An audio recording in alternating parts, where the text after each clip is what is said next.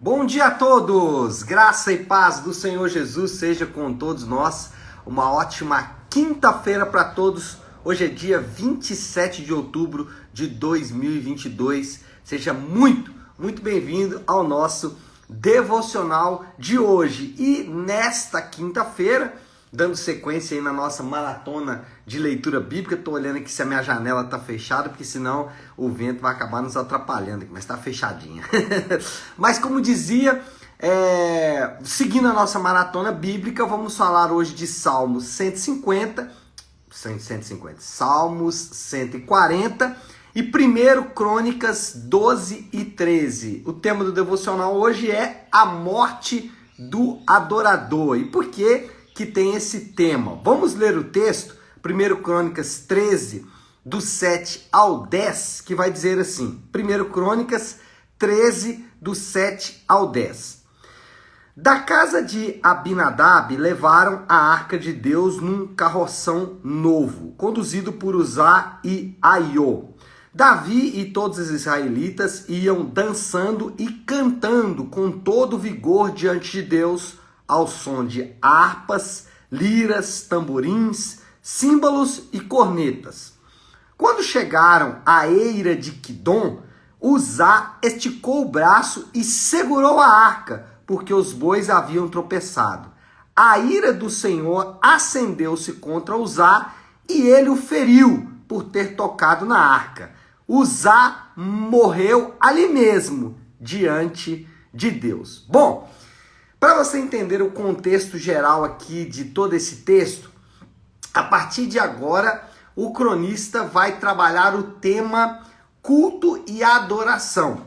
Ele vai usar os próximos capítulos para relatar como que a adoração, que antes estava muito ligada ao tabernáculo, à arca, e não era fixo porque podia ser transportado, o autor de Crônicas, provavelmente Esdras, vai então narrar como que essa adoração que era flutuante, que poderia ser transportada, agora vai centralizar então em Jerusalém. E nos próximos capítulos, a condução da arca é o assunto do texto. Por exemplo, aqui no 13, nós vamos ver que teve esse desastre com a condução da arca. Mas lá no capítulo 15, nós vamos ver como a arca foi levada para Jerusalém. Nós vamos ver isso amanhã. Então é só para mostrar para vocês que o tema agora passa a ser adoração e culto. Agora, a pergunta que permanece é por que Uzá morreu se ele tentou fazer algo aparentemente bom? Por que ele morreu se ele tentou segurar a arca para ela não cair? Provavelmente ela bateria no chão ali, despedaçaria e tudo mais. Mas por que Uzá morreu ao tentar fazer isso? Bom, primeira coisa que a gente deve sempre lembrar quando a gente lê o Antigo Testamento é que não devemos tentar recriar os eventos do Antigo Testamento para estabelecer objetos sagrados. Então, muitas pessoas fazem isso. Ao ler o Antigo Testamento, percebe-se ali que existem alguns objetos que são sagrados, por exemplo, a própria arca, ou o cajado, ou o que mais poderíamos citar aqui? O famoso óleo da unção, né? Então, as pessoas olham para esses objetos e começam a sacralizar objetos, o que não acontece no Novo Testamento. Agora, o que nós devemos fazer? Nós devemos fazer uma apreciação dos princípios gerais. Por exemplo, o culto no Antigo Testamento, eu falei isso alguns dias atrás, ele é diferente em seus elementos. O culto do Antigo e do Novo Testamento é diferente em seus elementos. Então, por exemplo, no Antigo Testamento, o culto era marcado por sacrifício de animais, né? Então, existia ali toda uma maneira de cultuar.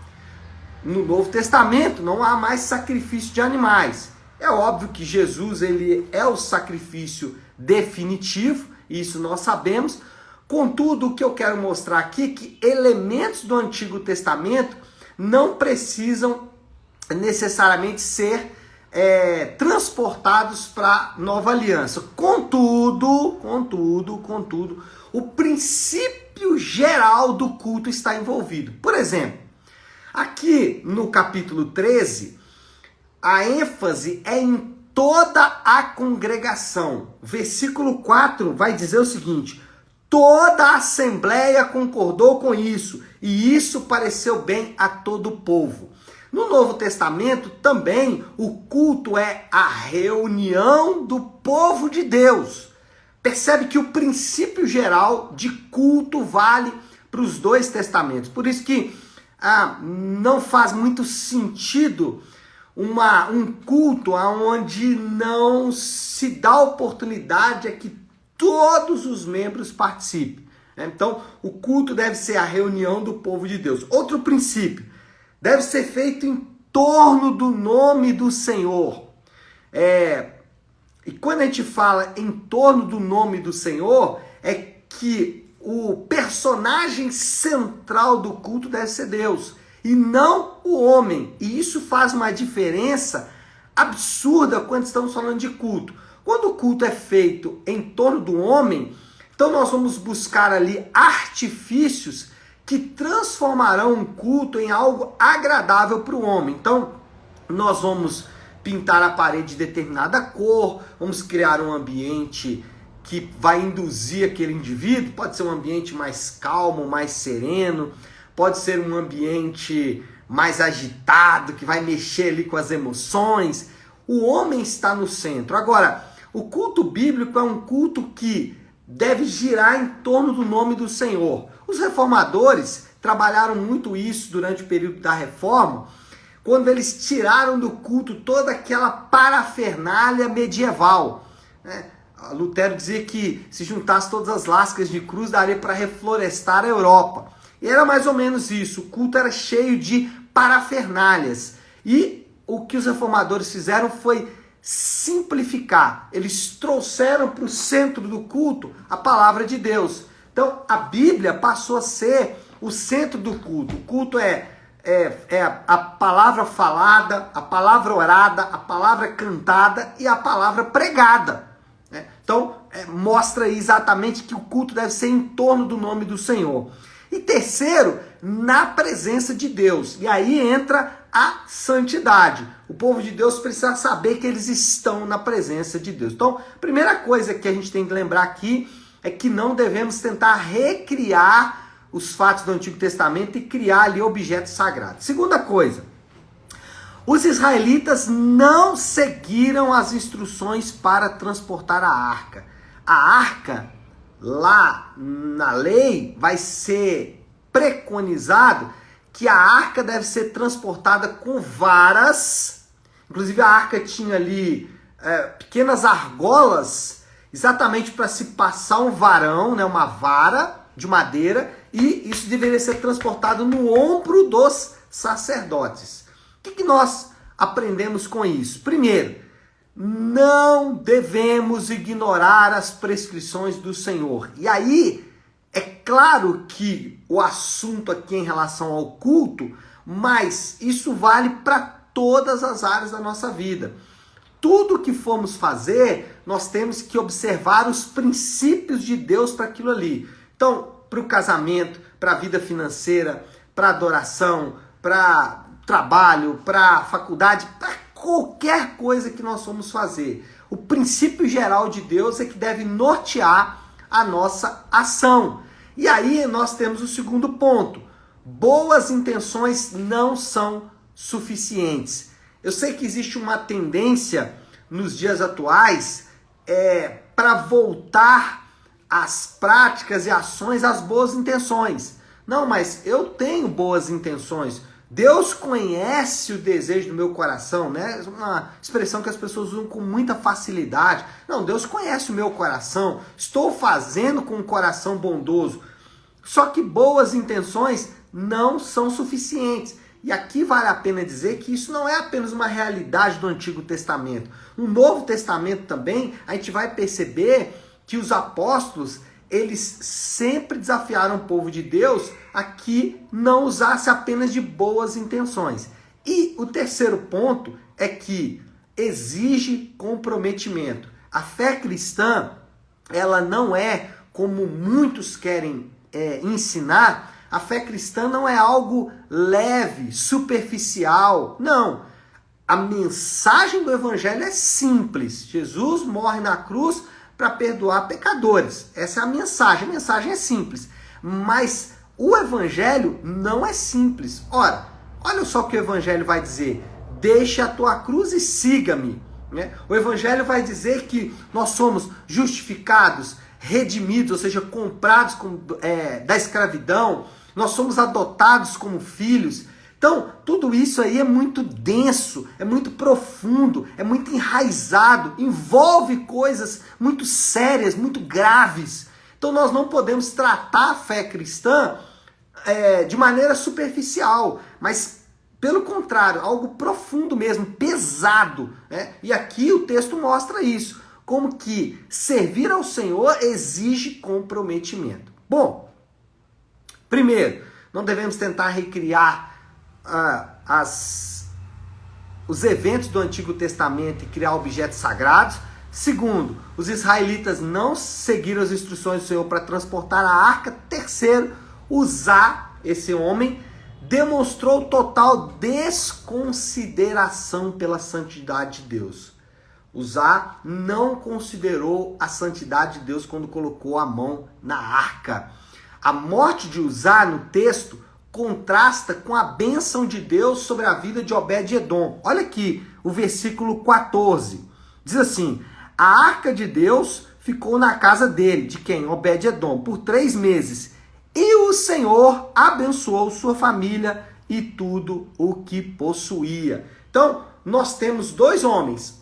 Obed-Edom, obedeceu ao Senhor, não fez só com boas intenções, mas também com atitudes corretas, levou em conta as prescrições do Senhor e se comprometeu com o Senhor. Esse é Obed-Edom.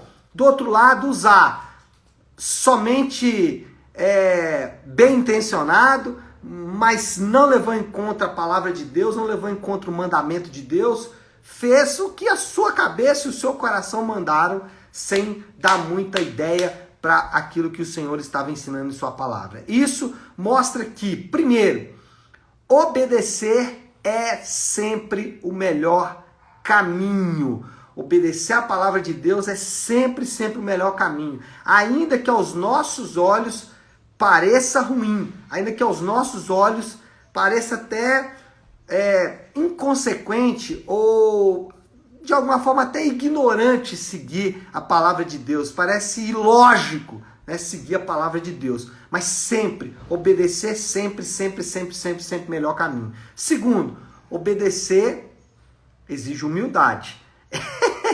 Se tem algo que vai tratar a nossa arrogância, é a obediência.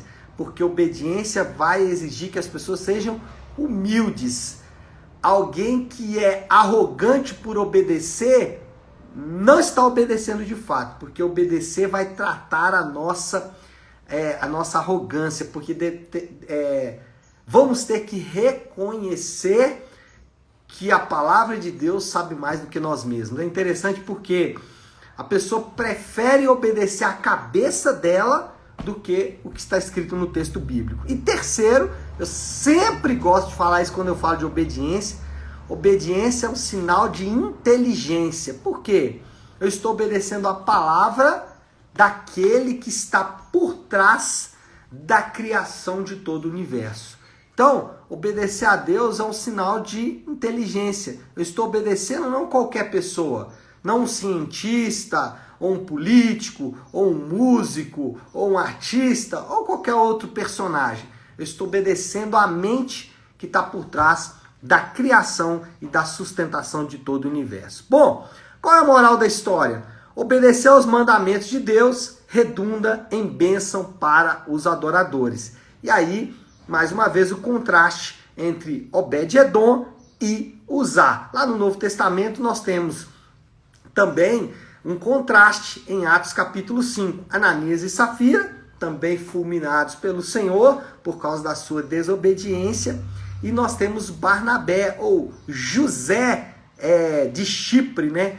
Que vai falar lá em Atos capítulo 5. Esse homem obedeceu ao Senhor e isso redundou em bênção para ele também. E qual é o desafio do Léo? Qual é a aplicação que a gente pode pegar de tudo isso? Uma pergunta.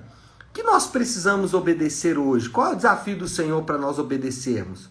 E aí você pode dar uma analisada aí na sua própria vida. O que vai exigir essa obediência? É obedecer a Deus nas suas finanças, com seus dízimos e ofertas? Eu sei que isso é uma área difícil de obedecer. Obedecer a Deus no casamento, mantendo um casamento que está passando por crise. O que você tem que obedecer hoje? É deixar de idolatrar a sua família? É deixar de idolatrar a saúde? O que você tem que obedecer hoje? É uma ética sexual? A sua ética sexual não condiz com a palavra de Deus? Enfim, eu estou dando exemplos aqui, mas aí cada um deve analisar a própria vida e encontrar aí os momentos que tem que obedecer. Talvez o que você vai ter que obedecer é simplesmente ao chamado de Deus à conversão. Você está me assistindo aí, você está afastado do Senhor, ou você ainda não entregou sua vida ao Senhor Jesus, não passou pelas águas do batismo, e hoje fica o convite para você, para que você possa obedecer ao Senhor, porque obedecer a Deus sempre redunda em bênção para os adoradores. Tá certo, meu povo? Vamos orar? Vamos colocar tudo isso aí diante de Deus. Se você puder, então, pare um instante o que você está fazendo e vamos juntos buscar a Deus em oração. Querido Deus, Pai de amor e graça, Deus de santidade, Deus justo e amoroso. Pai, nós queremos reconhecer primeiro que nos afastamos dos teus mandamentos e nos escondemos da tua boa palavra, porque o nosso coração é obstinado. Por isso, nos humilhamos diante do Senhor agora, reconhecendo que a tua palavra, a tua lei, ela é o guia, o aio, ela é a condução que temos. E nos sujeitamos à tua palavra nessa manhã. Cada um de acordo com aquilo que precisa obedecer, e nós, como povo do Senhor, obedecemos a tua direção e fazemos isso, não só porque isso redunda em bênção, mas porque isso traz glória para o teu nome. Nós oramos assim, em nome de Jesus. Amém, amém e amém. Amém, meu povo? Bom, então é isso. Nós vamos ficando por aqui. Que Deus te abençoe. Uma ótima, uma excelente quinta-feira para todos. Fiquem com Deus.